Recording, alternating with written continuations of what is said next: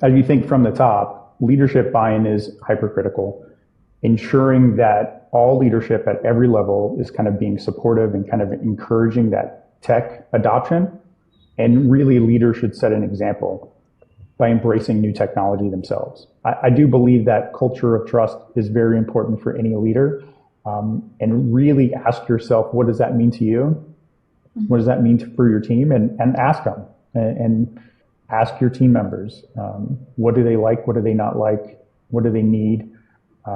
Continue to be open and honest. I believe that's super important.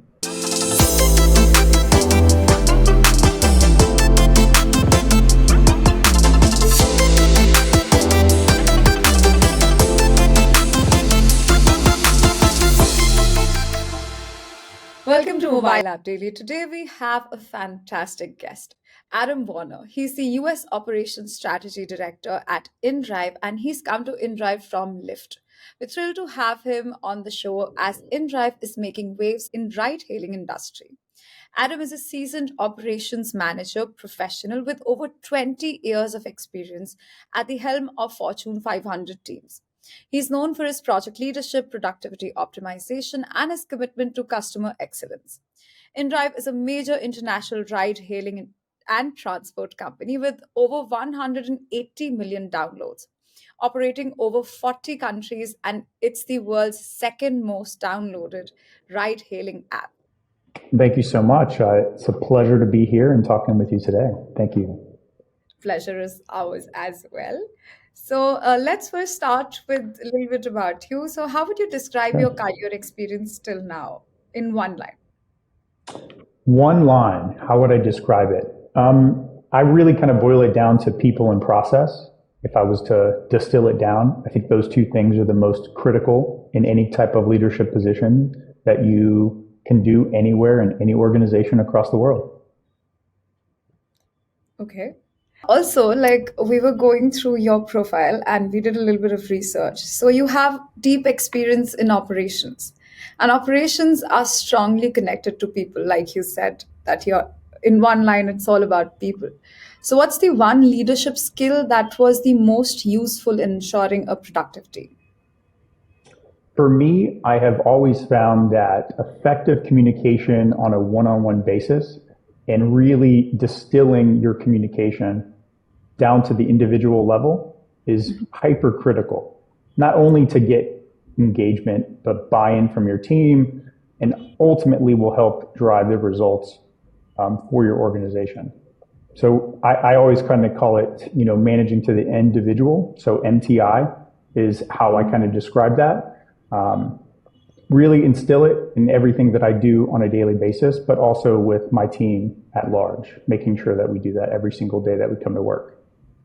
In tech companies, we often hear that the culture can lag behind when embracing new technologies. So, how can you ensure successful results when managing teams who embrace tech at a different pace, especially in a larger organization? Yeah, I think that's a great question.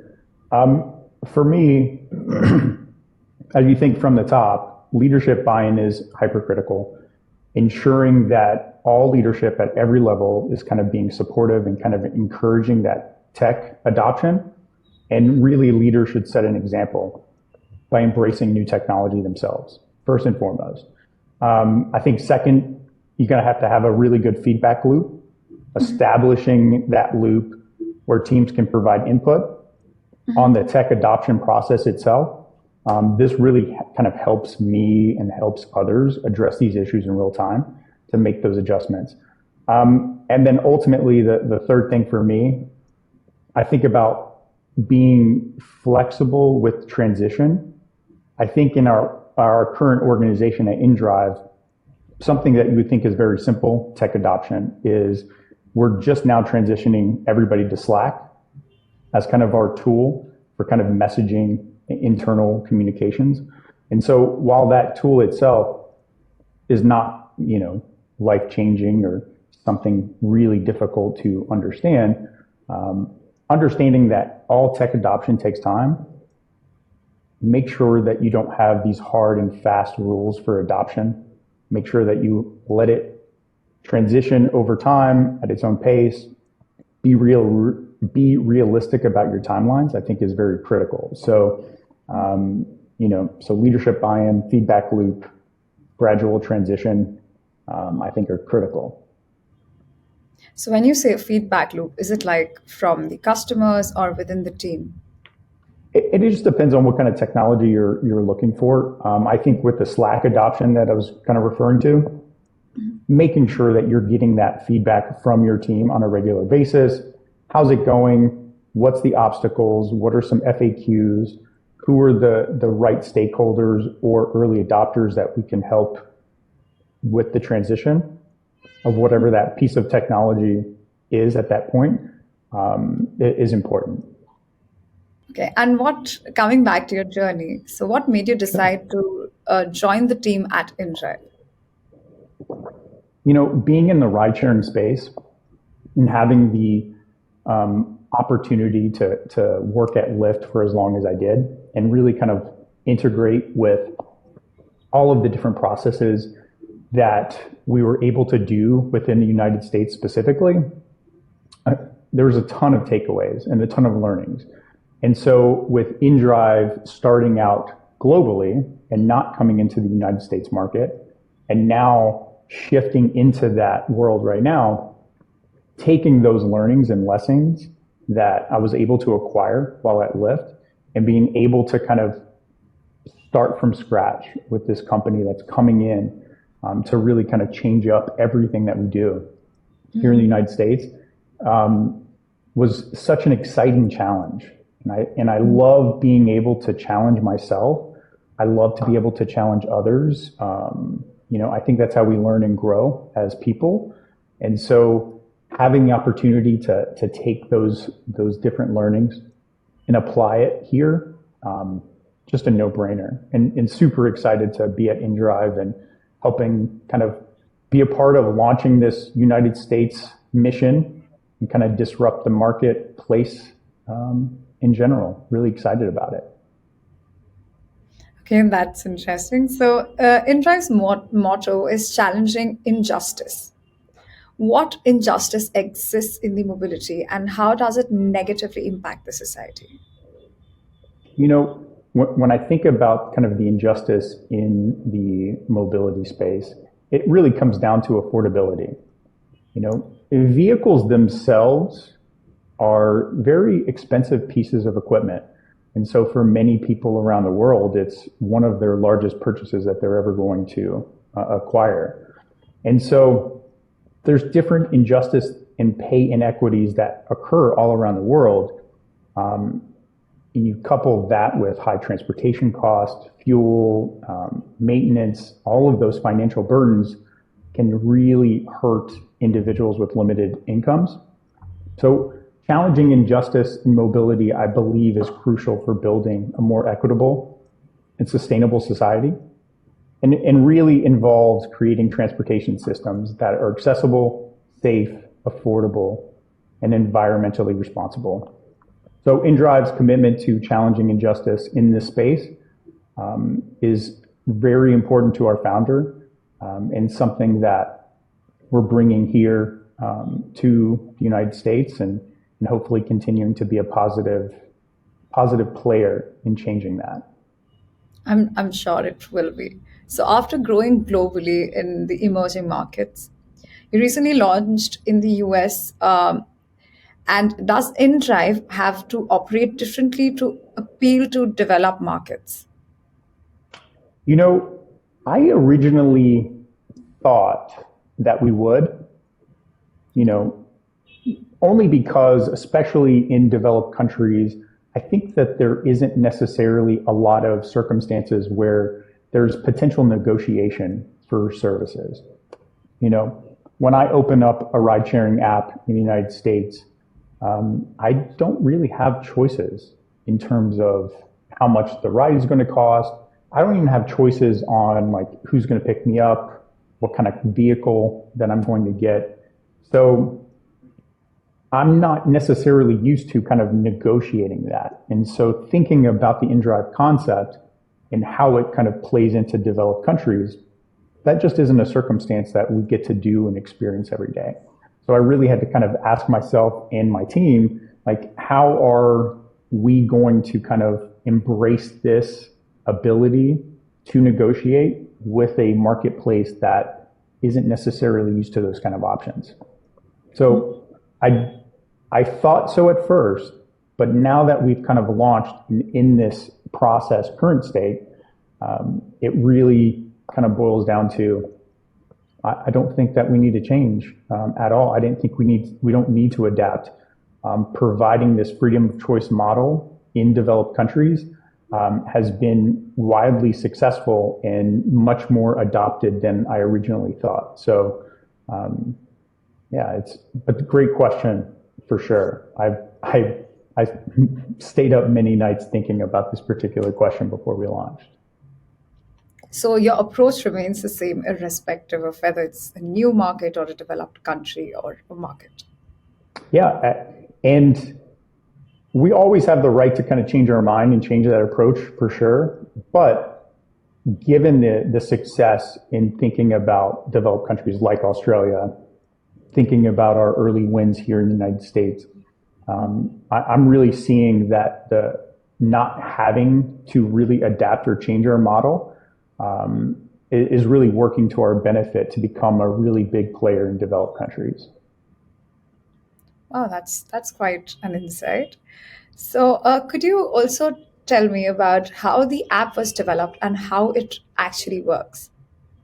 Yeah, absolutely. So what's interesting about how this application works is you open up the app just like any other ride sharing app that you might use today. And let's say that you want to go from the airport to a hotel 10 miles down the road. So you'll put in your destination, where you're currently at, just like any other. And there, that's where kind of the change starts to happen. At this point in time, and in this example, let's say that I'm willing to pay $20 for this particular ride. I'll put in $20, and that gets sent out to every driver who has the app open and who's available within a certain radius of me. And so every driver gets to see that Adam wants to do this ride, he wants to go to the airport, or he wants to go from the airport to the hotel, and he's willing to pay $20. And so at this moment, all those drivers get the opportunity and choice to kind of bid on being able to provide that service for me. So they can say, yes, I'm willing to do that ride for you for $20. Or maybe let's say that they have a bigger vehicle or a luxury vehicle, for instance. And for them, it would be worth it to do the drive for $24. And so they'll submit that bid back to me.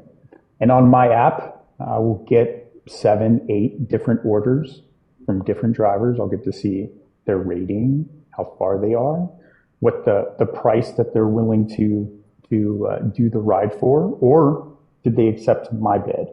And at this point, I get to choose who I want to come pick me up. Click the button, accept, and boom, I'm on my way. And so it's truly peer-to-peer, which I think is very different from our US counterparts for sure, in the sense that I'm not ultimately setting the price. There is no price algorithms that we're in charge of, and it is completely negotiated by the two parties, the driver and the passenger. And so it really becomes very interesting to have that choice, to have control over that negotiation for a really simple and seamless process. So that's really how it works. It definitely. Oh, that's actually very important. Like as a consumer, I'm just wondering, like this is amazing. This is exactly the problem that we face usually. It's super interesting. Yes, exactly. So, fair prices need both parties to agree, like you just described. How does InDrive facilitate that agreement? So, in case there's a disagreement, and if people need more choices, because sometimes customers can demand too much, I believe. How do you tackle that issue? Within the app, there is a little bit of ability to go back and forth. And so that ability to kind of go back and forth is, I believe, the ability to kind of, smooth out that circumstance to make sure that it's fair. I will say some levers that we do to control especially in developed countries specifically, we do have like minimum ride fares. So there are little gatekeep circumstance where you can't just come in here in the United States and go, hey, I want to do a ride for $1.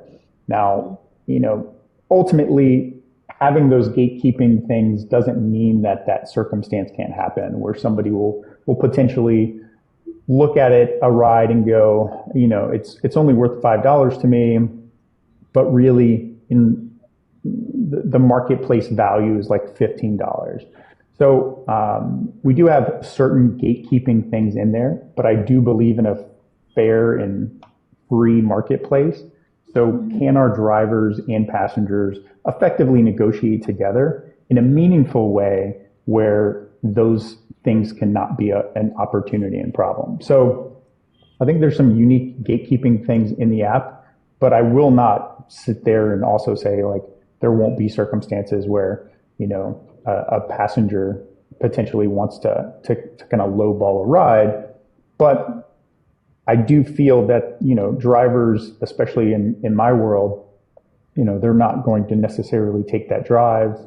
They're not going to kind of accept it. And for me, I'm not forcing drivers to accept bids and like keep track of that. Like it needs to be a fair marketplace for them. I want to make sure that they feel comfortable doing that work at fair market value for them in order for them to be successful. Because the drivers aren't successful, like it doesn't matter. Like the whole marketplace doesn't work. The whole business organization doesn't work. And so I want to make sure that I'm being fair to both parties because they're both extraordinarily important to us.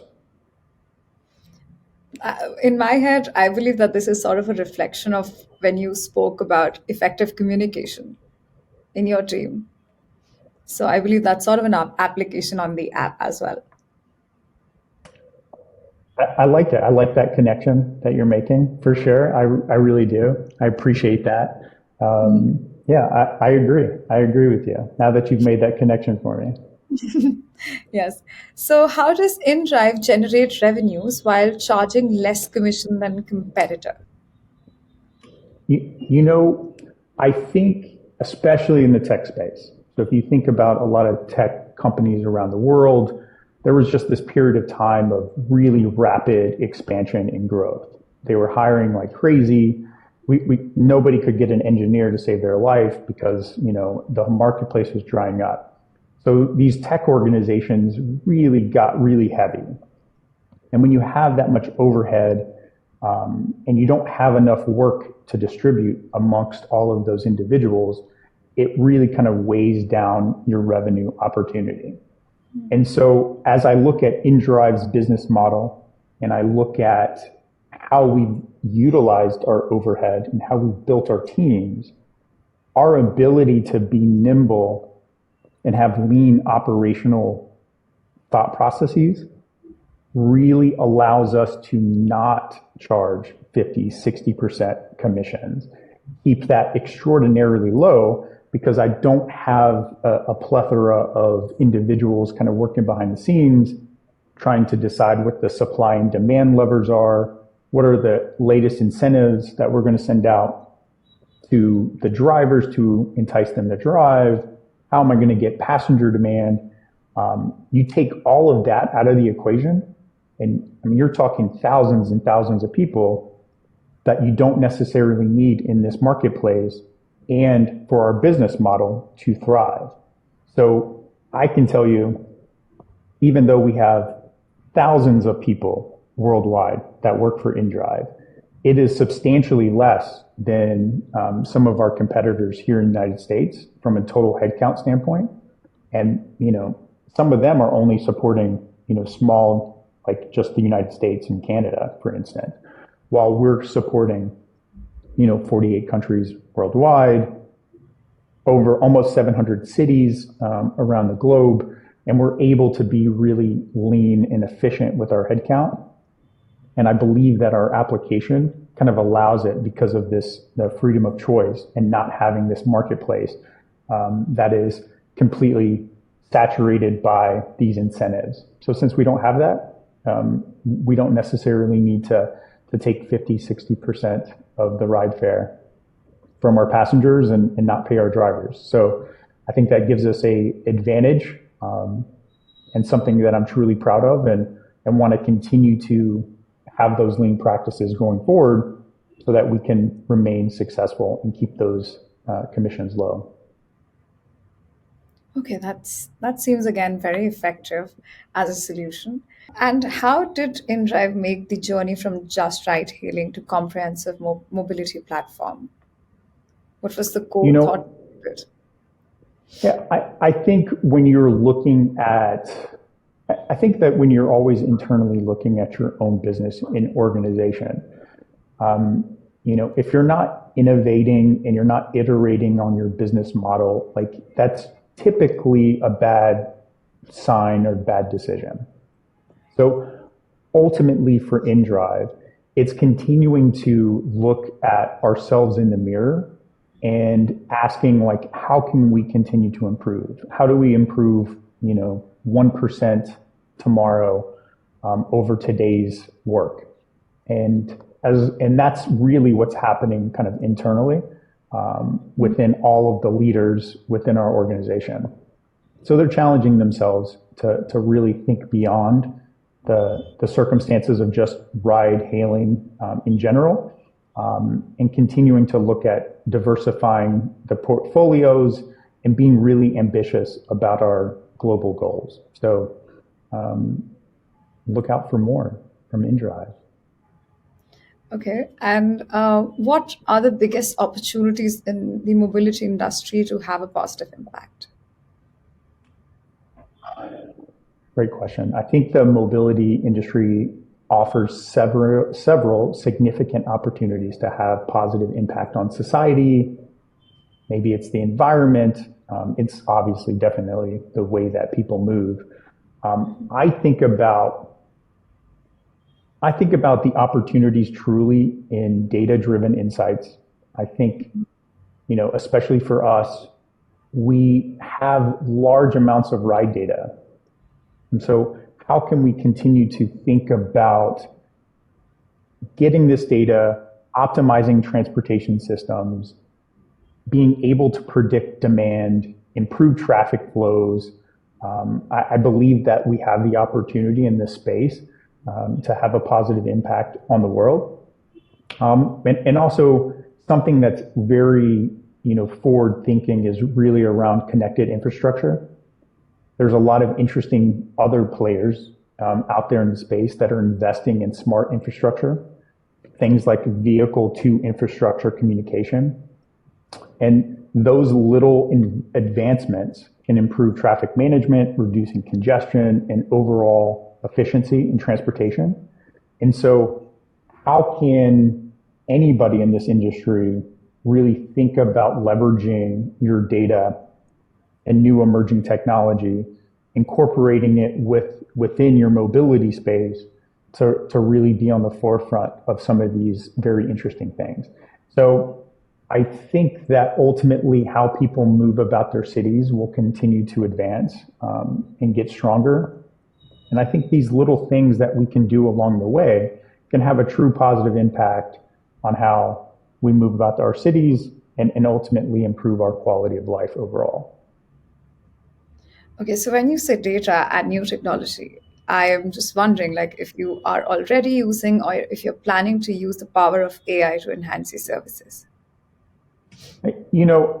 It's kind of interesting. I think that most recently we've had some conversations internally, and people are asking through different surveys and different communication methods, like, how are we using AI current state?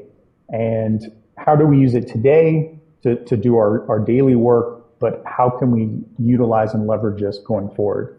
And for me, I think about AI, and I think the easiest thing for me to connect with really boils down to customer support. And I think a lot of organizations right now are kind of transitioning AI in building their own chatbots to help support their customer support team. I think that's ultimately kind of the easy thing for us to do. I think about it also in being a global organization, how do we use AI to improve kind of language support? You know, I might not necessarily know, a language from around the world, but can I leverage this same information to translate very effectively and have me be able to communicate with somebody around the world where I might not necessarily have had that opportunity 5 years ago, to give them better support, connect with them, be able to provide empathy, and do all of these things in that realm. And I believe that AI not only will have the ability to do that, but ultimately will have the opportunity for us to build very unique customer-driven customer service support packages for anybody that uses our services around the world. Okay, so thinking and talking about the future, how would you want to see InDrive evolve in the next 5 years? So, great question. I really want to continue to see us build, bridge, and continue to expand our service offerings to more cities around the world, and especially in developed countries. And I think a part of our ultimate strategy is to continue to enhance our developed country strategy, be in a lot more cities around the world in the next 5 years, and incorporate some of these fun things that we talked about during this call. Everything from improved customer support, leveraging our data and analytics to really improve not only our services for drivers and passengers, but even our partnerships with local community governments, and how do we leverage that information to be a better overall partner. And I think as long as we're continuing to be open-minded like we are today, we'll be able to kind of have that positive impact and really make that happen over the next 5 years in our evolution. So excited to see it. Hope you are as well. Yes, of course. So, lastly, as a seasoned team leader, what's the one thing you can strongly suggest to budding leaders to build a productive, healthy, and a long-term retained team? Yeah. In this world of information, the way that we get our news and communicate is so much faster than ever before. And at the end of the day, the thing that loses a lot of value from your team is if you're not able to cultivate a culture of trust. So if you fail to do that in an organization, people are going to leave, and you're going to have to continue to go through the churn of hiring new people to help your organization grow. And so that's not a very healthy manner to go about it, in my opinion. So building trust within your team not only fosters that positive work environment, but it also enhances productivity and retention. So when people feel valued, supported, respected, they're going to stay. They're going to stay with you. They're going to hang out with you. You're going to see them grow. You're going to see their skills continue to enhance. And ultimately, you're going to see your business results follow suit. And so I do believe that culture of trust is very important for any leader. And really ask yourself, what does that mean to you? What does that mean for your team? And ask them. And ask your team members, what do they like? What do they not like? What do they need? Continue to be open and honest. I believe that's super important. And anything you would suggest that a new team leader or a leader should not do with the team? Oh, you definitely should understand that you are there to serve your team. It's not the other way around.